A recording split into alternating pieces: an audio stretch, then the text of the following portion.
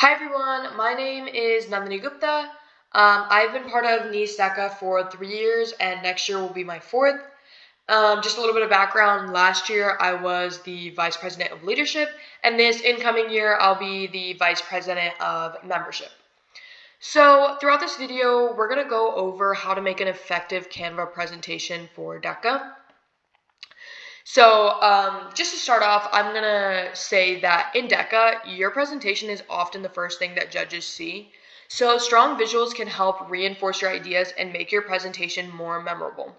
So throughout this video, throughout this presentation, I'm going to tell you how to get the most use out of your presentation. Everything in every single slide needs to be very intentional and get the point across very quickly because the judges don't have much time to dwell on presentations. They have a lot to get through. So we're going to start with how to create a strong title slide. You'll see that this first slide goes over what this project is about, and then you'll clearly see that this is the Florida Strawberry Festival. We have strong visuals everywhere, very clearly indicating what this presentation is about.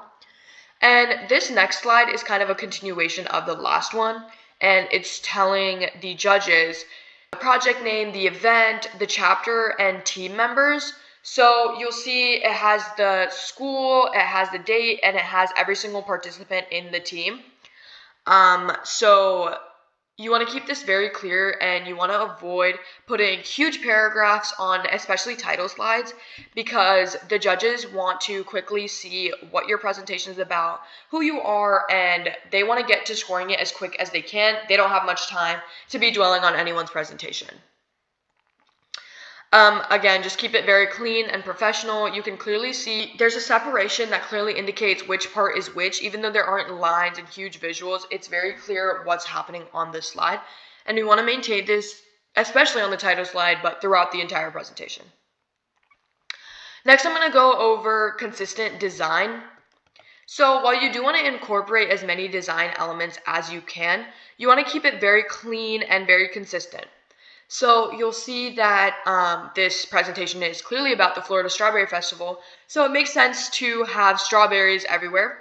You'll see that on this slide, while we do have a bunch of strawberries, in no way, shape, or form is it distracting from the content of the slide.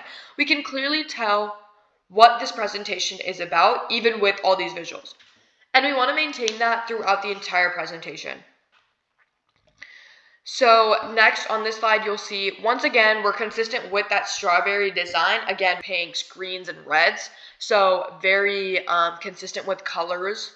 And you'll see the strawberry design is very clear and very consistent.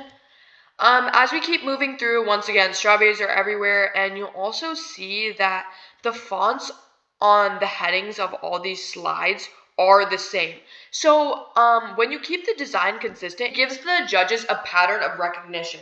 So when you're going through it and you have huge, crazy visuals everywhere and the colors are always changing, it's really hard to get the content across because the judges are losing their pattern when they're reading through your presentation. So how to differentiate where the content of your slide is, you'll see that the title slide is a different color, it's a different font, and it's a different size. It's much bigger than the rest of the content, so it's clear to see what this slide is about. And then you'll see that under it, the text is smaller and more simple, so you can get your information across while still having a consistent design. And then next we're going to go over avoiding text overload. So you'll see that as you're looking through this presentation, there's not many huge text pieces. So even though we do have some paragraphs here and there, it's very digestible. It's a consumable amount of information where even if the judges are just glancing through the slide, they will still get the information and still be able to score effectively. To not have paragraphs, we need to replace that with bullet points, icons, visuals, and charts. So you'll see on this slide, we have lots of pictures. So while there is still a paragraph here and there's still information that is getting across, we still have pictures to support the text and kind of show us what is actually happening. So even if we were to go out through this slide with the title piece and the pictures, we still get the point even without reading the information. So we want to have that happen throughout the entire presentation. Also, even if you do have paragraphs in your presentation, you'll see that there's highlighted text here. So even while the judges are just glancing through the slide, it's very clear what the point is that you're trying to get across. Again, you'll see that visuals are a huge piece to this, and you need to include as many visuals as you can, because just text doesn't get your point across. The judges need something to help them visualize what it is that you are actually trying to do. Again, there's so many pictures all throughout the slide. And then if we go back up, I will show you what effective visuals look like, which actually takes us to our next section, which is how to use visuals effectively. So as we were going over in the last section to avoid paragraphs, we want to use as many charts and graphs to help explain data much faster than text. If we go to this overview slide, you'll see that rather than having lots of paragraphs, we are using lots of visuals. So, for example, arrows are very helpful in showing direction and movement. So it's very clear that we are moving from the problem to the solution. And then once again, here we'll see that it's very clear that there are 3 pieces to that. And then instead of going over the budget in a huge paragraph, it makes it so much better that the judges can see each piece in a visual format. It makes it very digestible. And if we keep moving through, you see, once again, the design is very consistent, but here you'll see that there's an arrow, once again, to shift from the problem to the solution. If you keep moving through, you'll see that there's clear separation between each section, so even if you do need to add paragraphs and big chunks of information, you can still separate it accordingly for the judges to see. Once again, we're using highlighted text, so even if you are glancing at the page, you'll see exactly what the point is that's trying to be taken across. I also want you to notice that throughout this presentation, again, the design is very consistent, and that's super important because the judges want that pattern throughout the presentation.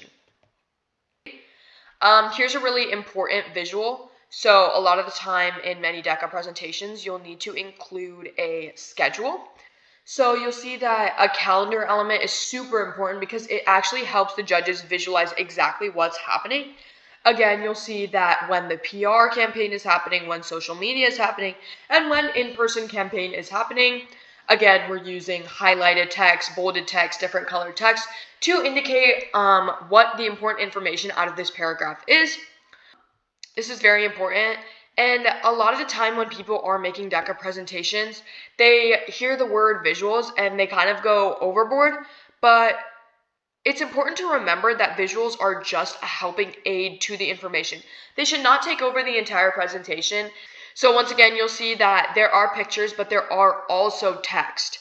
So paragraphs are important, but we need the help of pictures to convey the message effectively. So next we're going to go over presentation flow. I'm going to start from the very beginning because I think that makes a little bit more sense. A good DECA presentation tells a story, and you want the judges to clearly understand what the problem is, where your research was done, what your solution is, what your plan is for implementation, your results or your projected impact. You want the judges to see all of this very effectively, very clearly. So your slides should also follow that same logical progression. You'll see that on the DECA website, there's a clear rubric and kind of a structure of what your presentation should look like. So if I move to this table of contents, you'll see that there's a very clear structure of what is happening and when it's happening. So once again, page numbers and consistent design throughout. And also the headings here are very clear. Also, it's in the order of the rubric that is provided to us in the DECA website. So it helps to see what the judges want to see and in what order they want to see it. So if you include your presentation and design your presentation in a way that follows the rubric, it's super easy for the judges to go through each section and just check off what you did, what you didn't do. You want to make that very clear. So you can see that overview was supposed to start on slide 4, description of event was supposed to go to slide 5, and slide 6. So it makes sense. And the story that we're trying to tell throughout this presentation is, again, your problem, the solution, what you're trying to do, how you're going to do it, and how you're going to measure if you actually did it or not. So this presentation is a great example of what a DECA pitch deck should really look like. And then I just want to close this video off by saying, take a few minutes and design a title slide and an agenda slide for a DECA project, focusing on consistency, simplicity, and professionalism. So incorporating all of the information that was provided to you throughout this video, you should make a DECA presentation that follows this kind of structure, this kind of format, and use all the tips and tricks from this video. Good luck on your next DECA season.